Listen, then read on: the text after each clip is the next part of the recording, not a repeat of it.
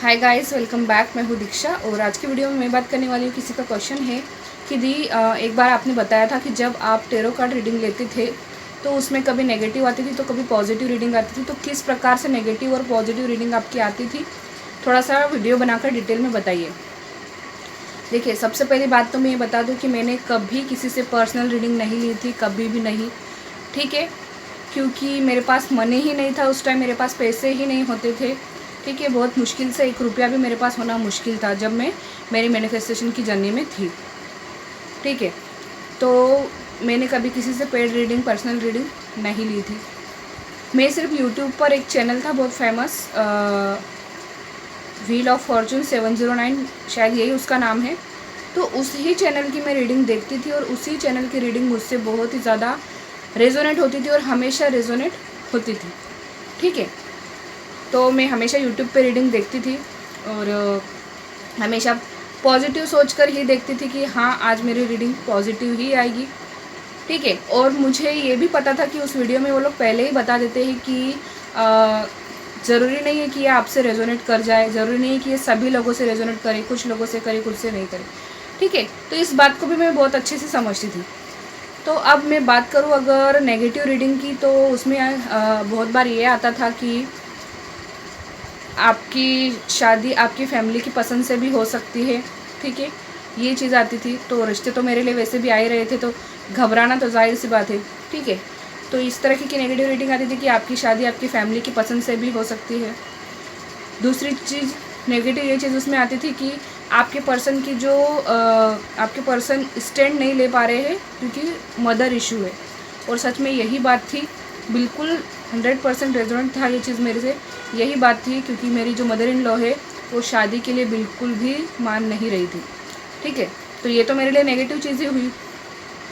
तो इस तरीके से नेगेटिव चीज़ आती थी उसमें कि आपके पर्सन की मॉम बिल्कुल भी मान नहीं रही है शादी के लिए, वो सुनना ही नहीं चाहती है कुछ भी। ठीक है, और उनको रेडी करना बहुत ही मुश्किल हो रहा है आपके पर्सन के लिए, ये चीज़। तीसरी चीज़ नेगेटिव ये आती थी कि आपके पर्सन स्टेप तो लेना चाहते हैं, एक्शन तो लेना चाहते हैं, लेकिन फैमिली की वजह से, अपनी मॉम की वजह से एक्शन नहीं ले पा रहे हैं। उनकी लाइफ में और भी कोई प्रॉब्लम्स चल रही है। ठीक है, जैसे कि मैंने आपको कुछ अभी कल की वीडियो में शायद बताया था कि उनका एक बार एक्सीडेंट हो गया, ऑफिस में प्रॉब्लम हो गई, किसी की डेथ हो गई थी, ये चीज़ें। ठीक है, तो इस तरीके की चीज़ें आती थी नेगेटिव रीडिंग में, अगर मैं बात करूँ तो। और अगर मैं बात करूँ पॉजिटिव रीडिंग की, तो पॉजिटिव रीडिंग मेरे लिए ये आती थी कि आपके पर्सन कैश से रिलेटेड जॉब करते हैं और आपके पर्सन को डॉग्स बहुत पसंद है। और एक चीज़ ये आती थी कि आपके पर्सन आउट ऑफ स्टेट है। ठीक है, मतलब आप लोगों का बहुत ही ज़्यादा लॉन्ग डिस्टेंस है। मतलब ये चीज़ें बहुत सारी मुझसे रेजोनेट होती थी, पॉजिटिव रीडिंग आती थी। साथ ही साथ पॉजिटिव रीडिंग इसमें ये भी आती थी कि आपकी शादी आपके पर्सन से ही होगी और आपके पर्सन एक्शन लेने की कोशिश कर रहे हैं। जैसे ही उन्हें मौका मिलेगा वो एक्शन लेंगे आपके लिए, आपके पास आएंगे। ठीक है, आपकी मैरिज होगी। मतलब ये सब चीज़ें उस रीडिंग में आती थी। ठीक है, मुझसे इतनी ज़्यादा रेजोनेट होती थी हमेशा रीडिंग, तो ये चीज़ें होती थी। और सबसे लास्ट में जो मेरे लिए रीडिंग आई थी उसमें ये था कि आप लव मैरिज करना चाहते हो लेकिन आपकी फैमिली आपकी अरेंज मैरिज करवाना चाहती है। आपकी फैमिली को आपके बारे में कुछ नहीं पता है और अगर आपने फैमिली की पसंद से शादी कर भी ली तो वो शादी 1 या 2 साल ही चलेगी, फिर आपको वापस से आपके स्पेसिफिक पर्सन के पास ही जाना पड़ेगा। तो मतलब ये चीज़ थी उसमें, इस तरीके की रीडिंग आती थी। मैं मतलब यही कहूँगी कि इस तरीके की नेगेटिव और इस तरीके की पॉजिटिव रीडिंग मेरे केस में आती थी।